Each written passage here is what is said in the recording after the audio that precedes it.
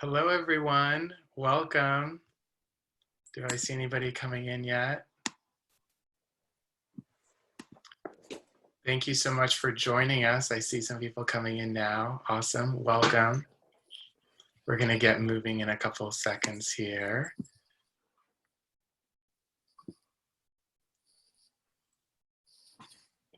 Okay, hi, welcome. My name is Frederick Janka, and I'm the Executive Director of the Carolyn Gossa Bailey Foundation. This is our first, not our first, this is now our third Travel with Artists virtual program, but it's a great opportunity for us to have Porfirio Gutiérrez here with us, and he's going to take us to Oaxaca as well as Teotitlán del Valle, his pueblo. Although this is a free program, I hope you'll consider making a donation any amount. Our website is www.cgbfoundation.org/donate. We're running our Give to Artists campaign this month, and all funds are benefiting our art prizes. I'm also pleased to share that a partial proceeds from the sale of the new book, The Situation, A Radical Journey Through Sisterhood, about Carolyn and Lila, who's our board president, written by Lila, benefits our campaign as well. So thank you. Just a couple of housekeeping notes. I see a few more people came in. Welcome. Recommend that you view in the presenter format rather than the gallery view, as we're going to be following this awesome slideshow Porfirio put together for us. His presentation will last about 20-25 minutes, and then we'll start some Q&A. So feel free to use the Q&A function as well as the chat, whatever sort of works best for you. We're flexible over here. And then I'll repeat the questions to Porfirio and we'll answer them live. Porfirio, we're grateful for your artistic vision and the time that you took to put together this presentation. And as I pour myself a glass of tequila and my mezcal cup, I pass it on to you. And thank you. I'm so grateful for your time, Porfirio. No, thank you for having me. So it's all you. Chandad, Channan, que Chinadinaro, que Chinadinabe. Rabé, Basonedius Navalash de Yutu. Reciban un cordial saludo de un pueblo ancestral. Teotitlán del Valle, lugar de los dioses. Please receive greetings from an ancestor community. Teotitlán del Valle, the place of gods. May the greater being bless all of you. Hope everyone that is joining us today are safe and well. I really appreciate Freddie and his wonderful organization that he represents for having me today. Thank you for doing this, Freddie. My pleasure, my pleasure. So Oaxaca, it is such an incredible town or community or state, not because I'm there, I'm from there, but it's because there is about 16 to 17 different indigenous languages are still spoken there. And the crafts, the arts way, the dress ways, it's almost like our flag. It's something that identifies us, something that people could recognize us, a part of the world that we're coming from. Oaxaca, it's in the southeast of Mexico City, about 200 miles. So we're, as you guys can see in the map, we're actually way down south. We're actually closer to Guatemala. That makes us neighbors to the Mayans. The Zapotec culture had settled in this area for who knows how many thousands of years. I am extremely proud to be part of the 5, and some experts argue that it's 6 most important civilization in the world. Mesoamerica is such an important aspect of, or such of the Mesoamerican people has contributed extremely important, like the corn, the arts, the writing system, different cultures of Mesoamerica has contributed that to the world. And Oaxaca is one of them. Oaxaca, we find Mixtecos, and we have, as I mentioned, about 16, 17 languages, and very, very rich as far as different tribes. The linguistic part of it, it's also Just to give an idea, there is about 62 variation of Zapotec, which that's my tribe and that's where I come from. So the Zapotec people has been living inhabited in their area for thousands and thousands of years. They have developed a writing system, mathematic, and some of the remnants of the great cities like Mitla and Monte Alban, where a lot of our designs come from.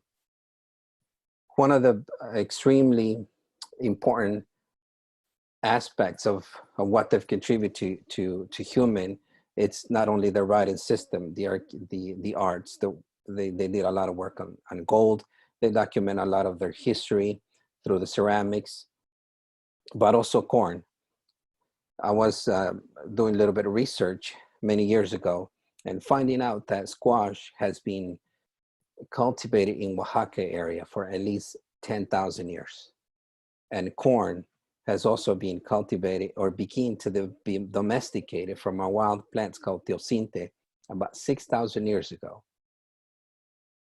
The corn to us, it is one of the most important food source. And even today, many of our families in our community still grows corn, and including my father. Our ways of life, although it is a syncretism, a blending of these two cultures, of the Europe and also indigenous of the Americas. But the root and ways of life in our belief, many of it's still deeply rooted to the ancient beliefs of the Zapotec people. We burn incense for our loved ones. We put offerings in the altar for Day of the Dead, and we honor them. We welcome them in our home just like you do with any other family member that come and visit you. Our dances, or we dance for the greater being, for the community, and it's a commitment not only to the community but also to our family. So our dances involves with our faith and commitment to our community. We burn candles, and the candle, the light, it is such an important aspect of our ways of life. In one of the greetings that happens in the communities, that we say, may the greater being light, lit your light, give you the light to your journey in this world, and to give you enough of what you need.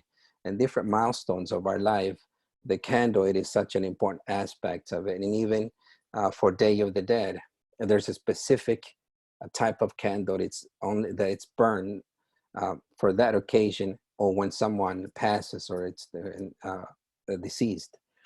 So it is such an important aspect in our life, from the day we are born to our last day of this world. When I think about our culture, I think about first of all our dress ways. That in many ways, as I mentioned earlier, it's something that identifies us. It's like a flag. Oaxaca, there's different regions, and each region, it's almost like you're in a different states.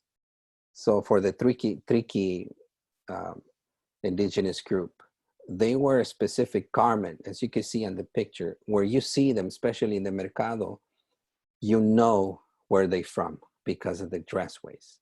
Of course, you can also identify by their language or maybe by their food, but immediately it's through their dress ways. People in the Isthmus region of Oaxaca, they use a lot of embroidery work. In the Central Valley of Oaxaca, that's where Teotitlán in my community is from. The dress way could vary a little bit from town to town.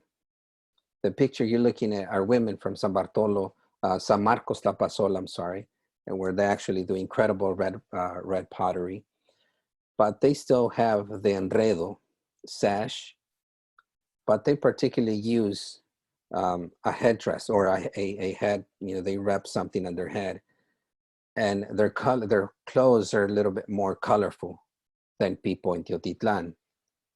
This picture here, it is my mother and my niece. This is a ceremonial procession that happens 3 or 4 times a year. But as you can see, my mother, who is in the right side, She still uses her apron to cook and clean around the house and to do her work. But she wears this embroidery blouse, an enredo, the sash, and her hair is braided with this particular liston, that what we call it.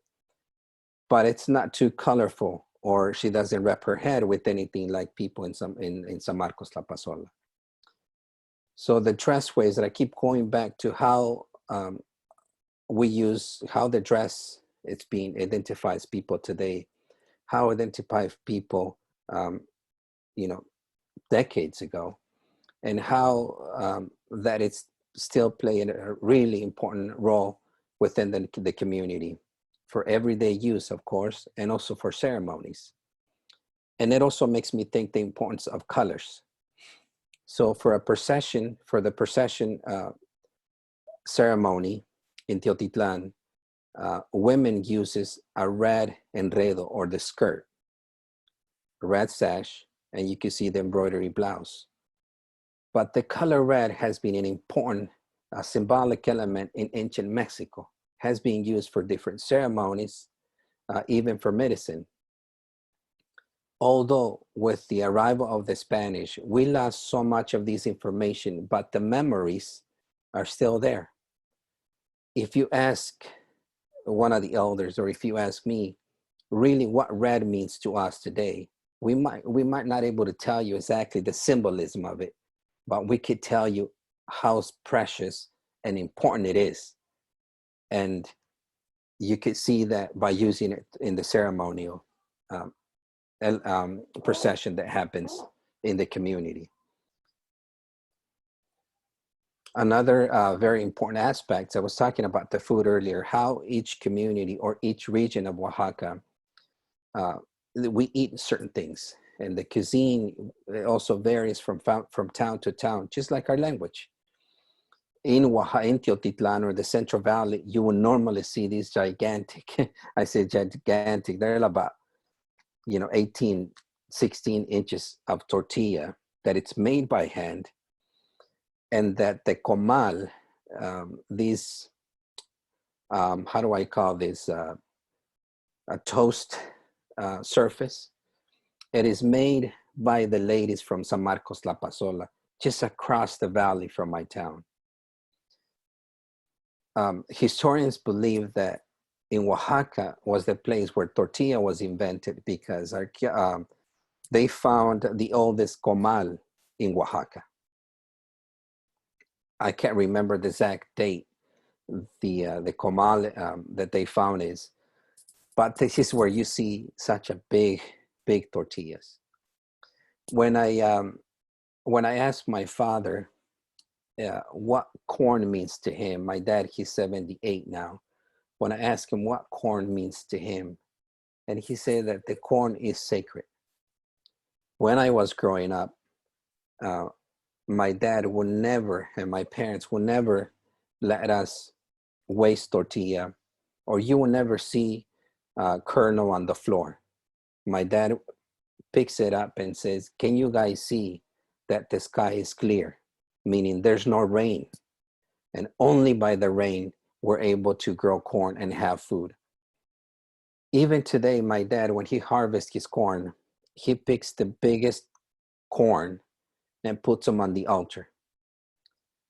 I always knew what that meant, but I've actually asked him one day why he does that. And he said that he thinks that he's giving thanks to the greater being because another year of harvest. And the corn, coming to find out, and how I grew up understanding the gratitude towards the land, towards the food, the greater being, the divine Mother Earth. And I begin to understand that the corn, beans, the squash, it is sacred to us. I was actually recently on my social medias, I was writing something about the significance of food. How my parents, you could probably see, or if you ever visit Oaxaca or some indigenous communities, that we could think that they have very little. But especially now, these uncertain times, to me, they have a lot. They really have possessed the wealth. My mother will, you know, make some corn and tortilla, and they have a meal for the day. So it's something that I was really something that I was really sensitive about, and especially when all this uncertainty began to happen a few months ago. Basically, the whole corn, it's being used. You know, the leaves, it's used to wrap the tamales. It's used to make the masa, and it's also used to make the yellow sauce that you see there. The yellow sauce is mixed with chiles and masa as well. So essentially, to us, or to me, when I think about the corn, it is the closest I could think about a tree of life, truly. When you think about the arts, and I mentioned these earlier, how the food, the dressway, and the arts are something that we're known for region to region, community to community. And it is something that almost in many of these practices, it is done, and almost everyone in one community does that particular type of artwork. In San Marcos Tlapazola, where they make the comal, as I was showing earlier, where we toast the tortilla, they work with red clay pottery, and as you can see here in this image. The dressway too is very unique. This is a little bit more modern dressway. And but the particular thing about the red pottery, or the practice of it, is that women is the one that does all the work of pottery. And men, they have other work, and many of them are farmers. Now, just across the valley, you find the community of San Martín Tilcajete, where they work with wood carving. And it's much more younger generation of wood carving. I believe it's probably around between 30 to 50 years that they started to really innovate the work. And I think they might have, its origin is probably around that time, around 30, 50 years. But they create such an incredible work, and almost the whole town does that particular work. We go out on the coast in Oaxaca, where you see communities or families that they're still preserving the ancient tradition of spinning, harvesting coyuchi, or the indigenous cotton. They still use the traditional, the ancient technique of drop spindle, or to spin the cotton, and even to weave it. They weave it with the backstrap loom and make incredible clothing garments, huipiles. That is also the region where I only know actually one maestro, and I'm sure there's a couple of more, who still dyes their materials with the snail in the coast. You come back to the Central Valley, not too far from San Marcos Tlapazola, where the red clay it's being created. A community that's called San Bartolo Coyotepec, where they work black pottery. In this town, is men and women who does the work. And the image that we see here is Maestro Carlo Magno, who has taken the work of utilitarian object into a much more sophisticated, much more personal expression within the tradition. But beyond that, you would see and you begin to understand how communities has been weaving their tradition, their ways of life. One community makes one object and sells it to another community. That community makes another thing, sells it back to them, or perhaps trade with them. And that's how these people has been integrated, and community has been supported and integrating each other for thousands and thousands of years. In Teotitlán del Valle, where I come from, we work specifically on wool. And for the last 500 years, we make, first it was called blankets or wearing garments. It is now known as rug, and I'll explain a little bit more about that as we get going here. But the tools that are used today and even the material, it was brought to us by the Spanish. So many generations ago, our families would make blankets and they'll sell it or trade with nearby community, especially the communities up on the mountains where it's much more colder. The type of loom that we use, it is called threadle loom, Spanish loom, fixed frame pedal loom. Essentially the technique that we use, it is a tapestry weaving technique. To give you a little bit of reference, where is Teotitlán del Valle? So Teotitlán del Valle, we are in a region that's called the Central Valley. We are about 25, more like 30 to 35 minutes outside of Oaxaca City. And it is more a semi-desert climate. Really close to Mitla is one of the most important archaeological sites nearby. And from Mexico City, again, we're about 200 miles southeast of Mexico City. But just to give you a little bit of understanding where some of these communities are in relation to the city. In Oaxaca, or in Teotitlán, as I say, we are known for making rugs present. Our community is one of the last one, or maybe the only one who has been preserved or evolved with the time, with the market, and being able to survive to create what is now known as rugs. And almost our entire community does that. We are about 6,000 to 7,000 population, and about 80% are involved in some ways in the production, on the sale, and the business aspect of textile making or rugs making. So I come directly from this lineage of textile making. My ancestor has used cotton and process it and spin it to weave in a backstrap loom to create clothing for everyday use and for ceremonies. They use other materials to make baskets and other ceremonial objects or everyday use objects. They use palm leaves for a lot of these baskets, but also materials such as carrizo, that it's bamboo-like, to make much more sturdy basket for harvesting and to put food in and so forth.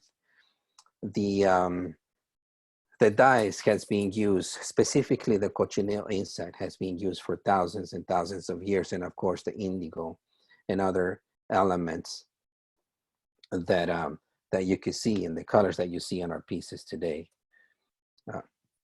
We are born within this tradition that has getting passed down generation after generation after generation. Today in our family, I could say, going back to at least 4 generations, that I come from lineage of dyers and weavers. In my father's side, there's musicians, weavers, and dancers. And my mother's side, farmers and also weavers, of course. I was born in such an incredible and rich tradition. And ever since I can remember, I was always part of these, helping my parents to create each piece. My father and my mom would wake us up early in the morning to collect and go harvest some of the dyes we use, normally between November and October, November, December, but especially October, November are the harvesting time. And as we hike up into the mountains, my father would always tell me of where the plant are grown, what are the importance of collect them in certain time, and what are the colors that will give us. But something that stays within me is that he would always say that we need to have respect with the trees, the plants, the animals that are in the mountains, because they are alive just like us. And there's no need to cut any tree if you don't have to. And that is something that later on I became to understand, and I began to understand much more deep the spiritual aspect of my practice.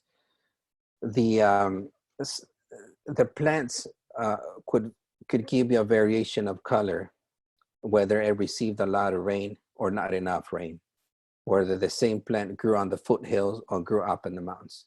So when you're working with Mother Earth, you have to have the respect, the understanding that what you're working with, it's a divine being.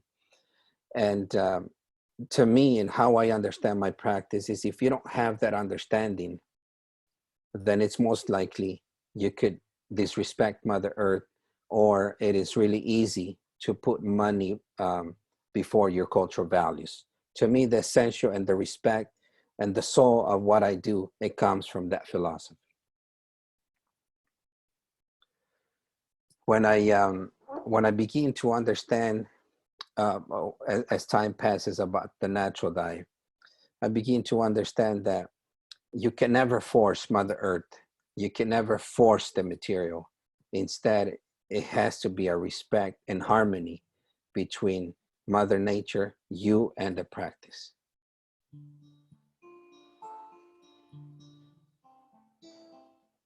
For over 1,000 years, the Zapotec Indians of Oaxaca, Mexico, have been weaving with yarns that they have dyed using the natural elements found in their environment. Porfirio Gutiérrez and his family are among the few Zapotecs left who are still using these traditional methods. Before dyeing begins, the plants and insects that the colors are made from must be collected. Dye plants are gathered in the mountains above the village, grown in home gardens, and sometimes purchased from neighbors who specialize in one element, like pecan or Zapotec negro, for example. Cochineal is the parasitic insect that makes red dye. It is very difficult to grow and gather, so it is usually purchased from a specialist in the village. Each dye has its own unique recipe for bringing out the colors. Some herbs like tarragon, pecan leaves, Zapotec negro, and tree moss are simply boiled in water until the yarn reaches the desired color. Other plants, like indigo, require many steps and more than one ingredient to achieve a good dye. Brown dehydrated indigo is added to wood ash water along with fresh muitle leaves. Then it must soak for at least 3 days before it can color the yarn. More colors can be created by combining dyes and other natural elements. For example, tarragon and indigo make a deep green. Indigo mixed with cochineal make a purple. Adding iron oxide to cochineal by boiling it in a rusty pot will result in a deeper red. Lemon juice will lighten cochineal to produce a wide range of pinks.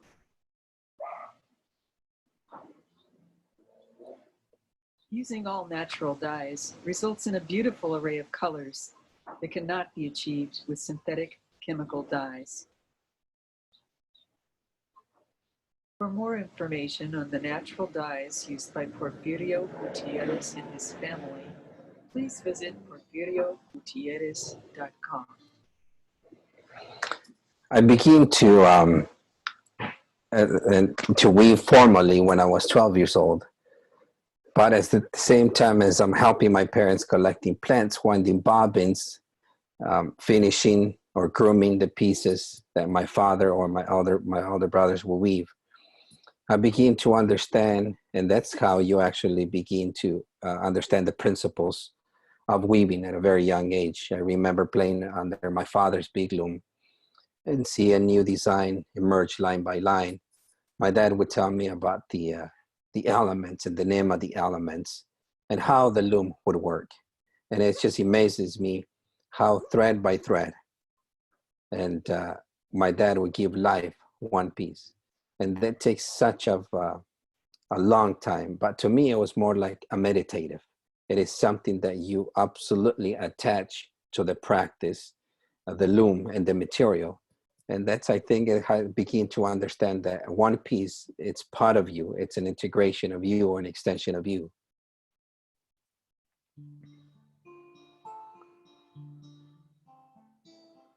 Evidence of mankind weaving can be found as early as the Neolithic age.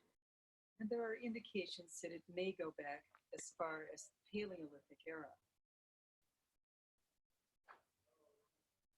Most experts agree that the Zapotec culture has been weaving in Oaxaca since around 500 BC. Different villages use different materials, different types of looms, and each town has its own distinct style of weaving. Types of looms include the hand loom, the backstrap loom, the jacquard loom, and the upright petal loom. Like most weavers in Teotitlán del Valle, Porfirio Gutiérrez and family use the upright petal loom. Traditionally, in their village, men have done most of the weaving, but now women also weave, and men participate in dyeing and finishing, which was done predominantly by women in years past. Before a new piece is begun, there must be an idea for its design. The design not only shows the motifs and symbols that will be in the new piece, but also the colors needed and how large it will be.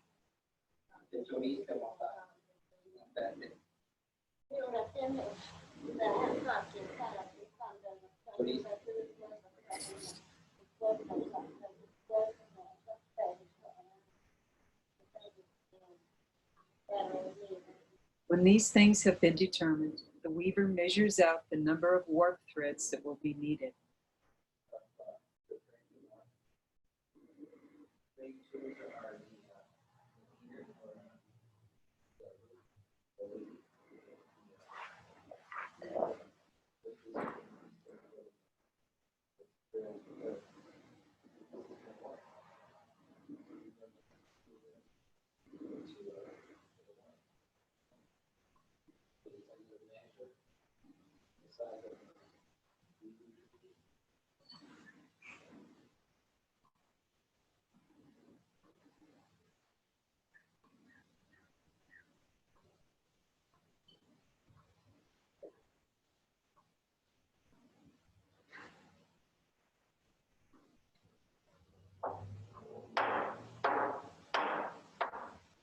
A warp thread forms a figure 8 between the stakes, so that the petals on the loom can lift first one and then the other set, alternating as the bobbins lay weft threads into the weaving.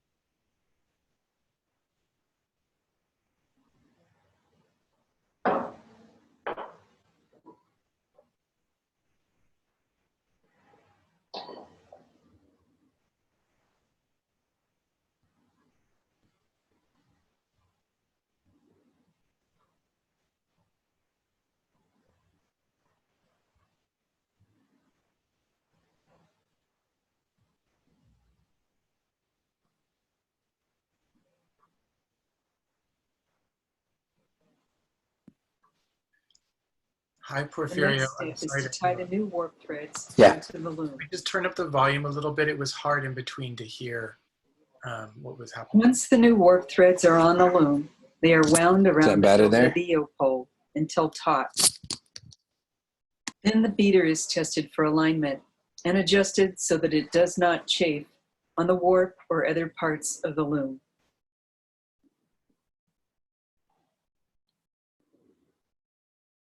Finally, the treadles or foot pedals are put in place. Only the bobbins need to be wound with the colors needed for the piece, and then the weaver is ready to begin.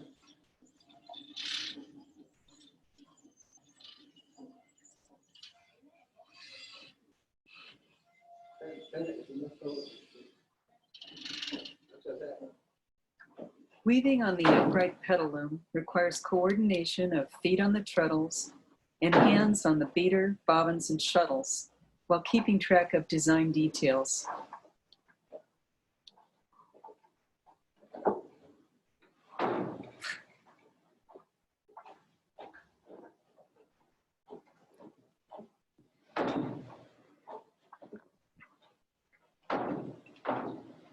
Each time the color changes in a design, a different bobbin must be inserted.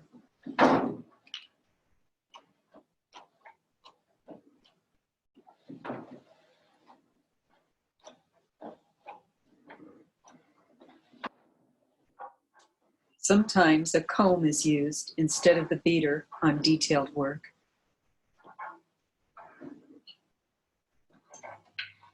When one color of yarn spans the entire width of a weaving, a shuttle is often used. Bobbins are nestled into shuttles, which are designed to easily glide across the warp threads and be caught at the other end of the weaving. This makes the work go faster. When in the rhythm of weaving and seeing the design emerge line by line, the work is like a meditation.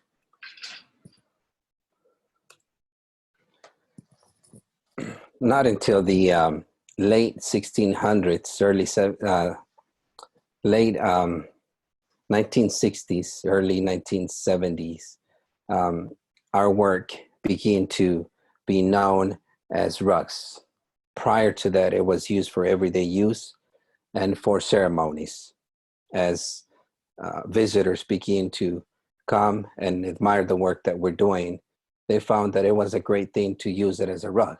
And that's how it to be known as rugs. The designs that you see on our pieces, even today, many of them are inspired on the archaeological site nearby community. So the three pieces you're looking at there, that's a great example of what is traditional Zapotec weaving. These are all made with wool.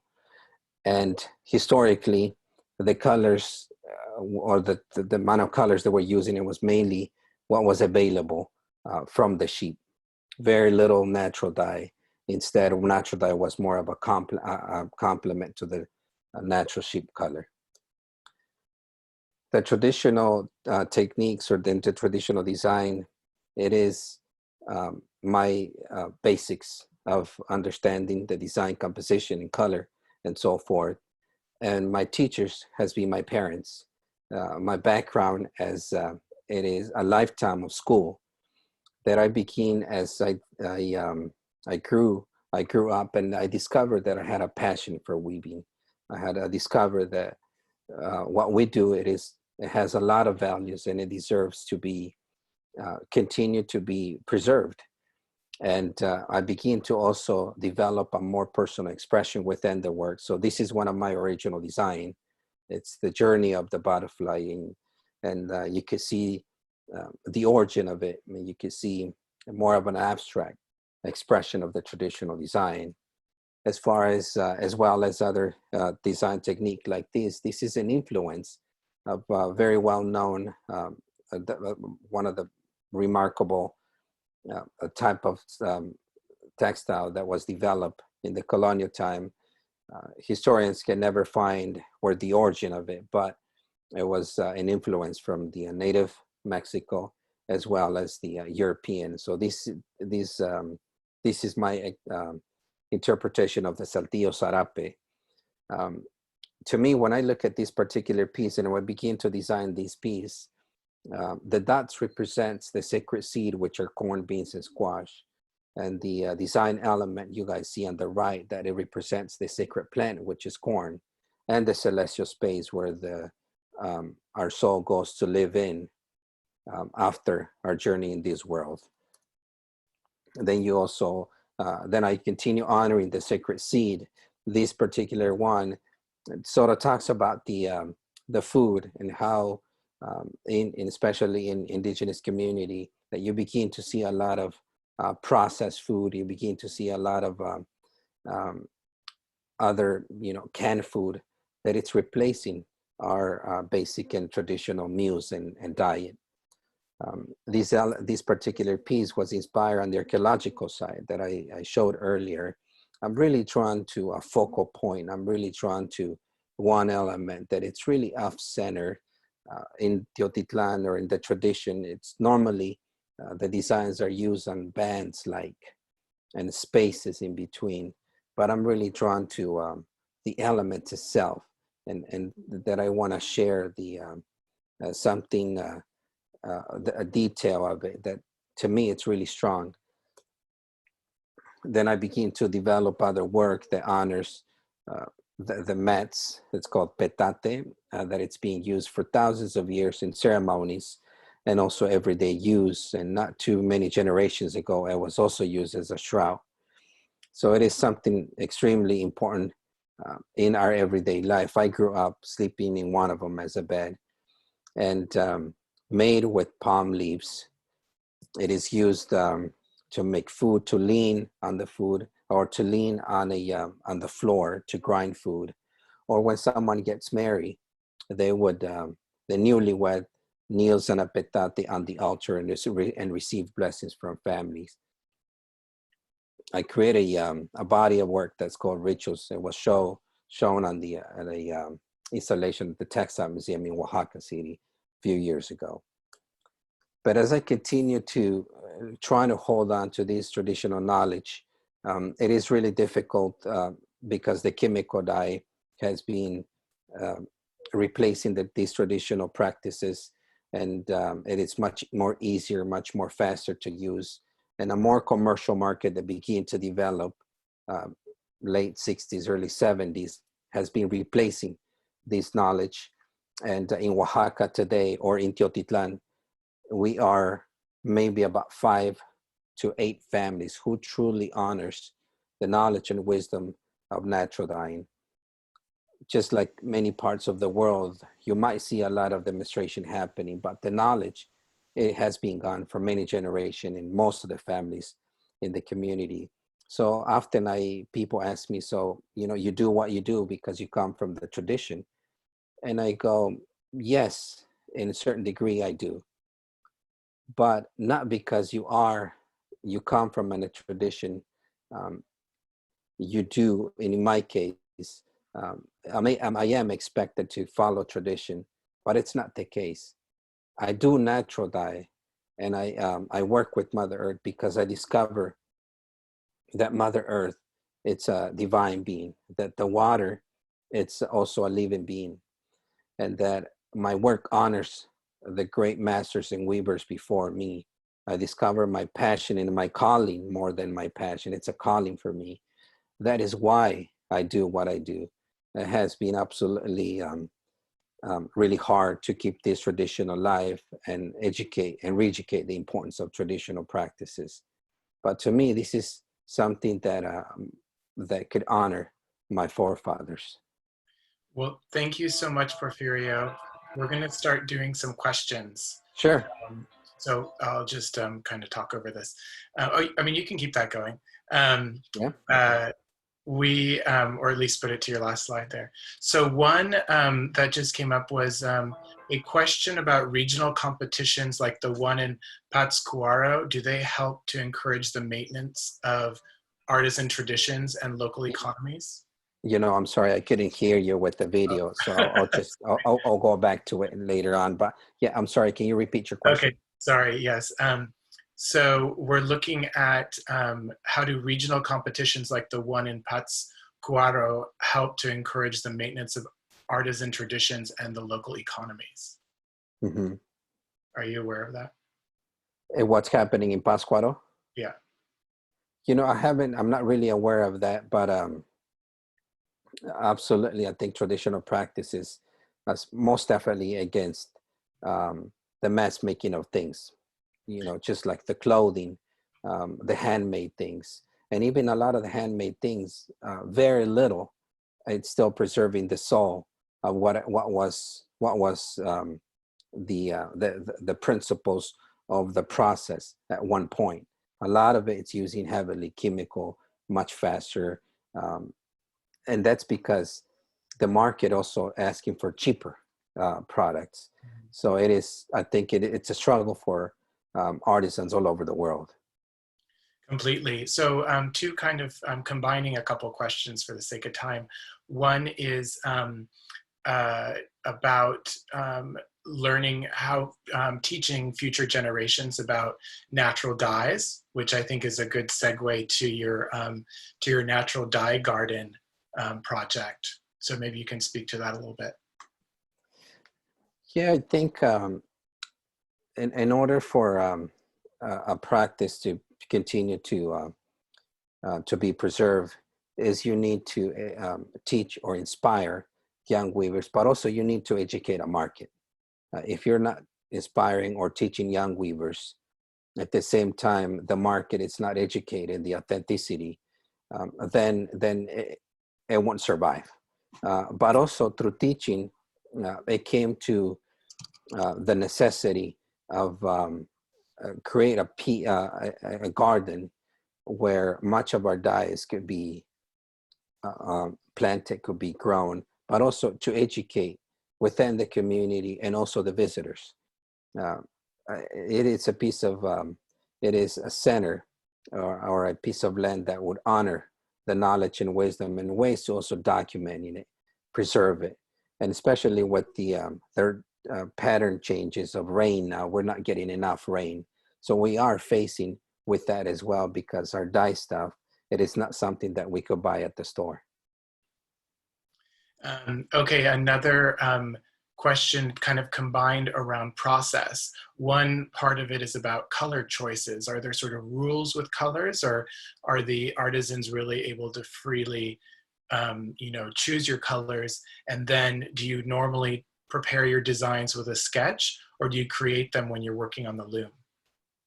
It is really interesting process, because I come from a tradition where, and by the way, my studio, it is a it is a space that I began to develop about 18, 19 years ago within the family structure, and also now more involving community as well. We are about 35 within the studio, and there's definitely a vocabulary of color that I like to create a conversation around with the design itself. So there's two, I'll say there's two aspects of what we do within the studio. Is that we do work that it's the traditional work that it does not need a lot of sketching. You will probably sketch a part of it just to understand the mathematic part of it, because it is something that we were basically born with. It needs very little, what do I say, discipline within the design, I would say. And then moving beyond that, when I create my original design, it definitely has to be drawn before, it has to be colored before. And just like a painting, just like any other medium that you could express yourself, you begin to understand, or you begin to express the emotion or whatever is it that you want to see within the piece. So that does definitely needs to be sketched. As far as color, I don't really worry so much about to carefully, or I'm not too picky when it comes with colors, because Mother Earth gives an extremely rich and extremely special colors that to me it is impossible to compare with chemical dyes. It has such a specific vocabulary that it is so easy to put some colors together. When it's minimal work, of course, very contemporary work, that is the only time you have to really be careful, because it is very noticeable if one color's off. Now it's not creating a harmony within the piece. But most definitely, it takes a lot of work, a lot of discipline before it could even go to the loom. The next question is about, do you use just exclusively organic natural dyes, or are you using are there any colors that you just can't get naturally that you want? And yeah, maybe that's the first part, just in terms of color. It is definitely a disrespect to me, to my practice, to the dyers and before me, if I were to use chemical dyes. Absolutely every color you see on one piece, the source is from earth, from either fruit, plants, or insect, which is the cochineal insect. To me, that if I go outside of that, it doesn't make any sense to do what I do. Mm-hmm. And so when you spoke to your materials, I know one of your videos touched on it briefly, but what are some of the additives that you use to treat the colors and to set them? Something that's very common, and maybe some dyers are watching us, that it's alum. That is used for some of the colors. Some of the colors, they need to be mordant before or color fast prior to the dyeing process. Some other elements don't need it. It is the, it has the strength that it goes within the wool and it stays, and you could wash it. In fact, any of my pieces could be washed outside of your backyard with garden hose and soft soap. My biodegradable kitchen soap would also work, and the colors will never run off. Definitely, there's a lot of treatment prior to. There's a lot of washing. You got to clean it up, wash it, and then more than tin it, and then dyeing it. Some of the additives could also be as lemon juice, for instance, for the cochineal insect. In order to shift the color, you need to change the pH from more acidy to create more colors. But you also have over dyes. So you have to mordant first, dye it in yellow, and over dye it in cochineal if you're looking for certain specific shades of red. Thank you, Porfirio. I think as a closing question, or as a way to kind of wrap things up, I think it'd be interesting if you could share sort of how your community and how you personally as an artist are dealing with, our current sort of global situation with COVID-19 and a lot of the restrictions. Absolutely. I think for me, it has been such of obviously, or for everyone, such an unfortunate situation that we're living in. But also, I have been thinking about it a lot, meditating about this a lot. That it's also it is a reminder for many of us, and even for myself, the values of food, the principles of what is it that we consume, what is it that we wear, and where we want to put our money if we want to help and support a business and artists and so forth. The importance of living really close to the land, and as far as for me, well, March 15 was the last public event I did, and for the rest of the year, all my events has been canceled. So I had to find and be creative, and to put incorporate a shop in my website where people has the opportunity to buy my pieces, very limited pieces, because such a timely, it takes a lot of time to make one. So what you see there, that's what's available. And this is how we're keeping this tradition alive in Oaxaca itself. The state of Oaxaca is, our economy comes directly from tourism. And since all these started, there's not one tourist in Oaxaca, as you can imagine. So a lot of communities are definitely going through this really tough time. A lot of them are losing their job, of course, or have lost their job. And, with that, a lot of knowledge, if they're not going to come back to it, a lot of knowledge will be lost, and they don't have an access to market. They don't have access to people that could potentially buy their pieces. So in my case, it's hoping to generate some interest within the online shop, create enough, hopefully be able to make it through. Hopefully, if we go back to work and my events resume again before the end of the year, but I really doubt it. So I'm really just hoping that to maintain and keep the studio going. And as far as how we actually deal with this situation within community-wise, has been very difficult, because we are a community that it's deeply rooted, as I mentioned, our ways of lives and beliefs. When you encounter an uncle, your father, your grandparents on the street, let's say you encounter them, you kiss their hands. That's just the custom and the respect to them. And with this situation, that's not specifically goes well with the social distance, right? And it is something that, you know, we're learning and we're trying to understand how to deal with all these things.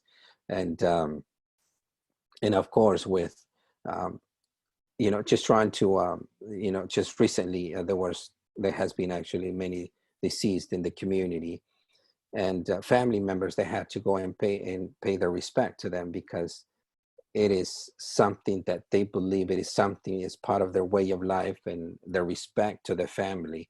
So you go and you pay your respect. So we're trying to understand a little bit better how we could stay healthy at the same time, as well as how we could survive and continue to create an income and continue with our traditions. Well, thank you, Porfirio. This has been an incredible, almost an hour. Thank you, everyone, for hanging in there and joining us. Thank you, Porfirio. Again, great website, porfiriogutierrez.com. He's got, you know, the Great Garden Project. If you want to learn more, feel free to reach out to either of us. And thank you, Porfirio. So grateful for your time and your artistic vision. No, thank you. Thank you Okay. so much. Thank you. And everybody for joining us. Okay, Thank you. bye, everyone. Thank you Bye, so everyone. much. Bye. Thank you.